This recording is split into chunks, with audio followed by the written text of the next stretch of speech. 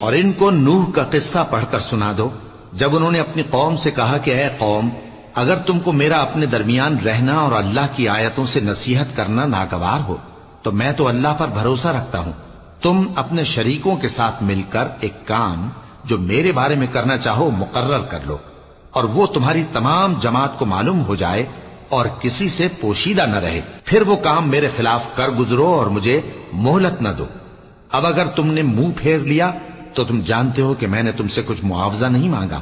میرا معاوضہ تو اللہ کے ذمے ہے، اور مجھے حکم ہوا ہے کہ میں فرما برداروں میں رہوں۔ پھر ان لوگوں نے ان کی تکذیب کی تو ہم نے ان کو اور جو لوگ ان کے ساتھ کشتی میں سوار تھے سب کو طوفان سے بچا لیا اور انہیں زمین میں خلیفہ بنا دیا، اور جن لوگوں نے ہماری آیتوں کو جھٹلایا ان کو غرق کر دیا۔ تو دیکھ لو کہ جو لوگ ڈرائے گئے تھے ان کا کیسا انجام ہوا۔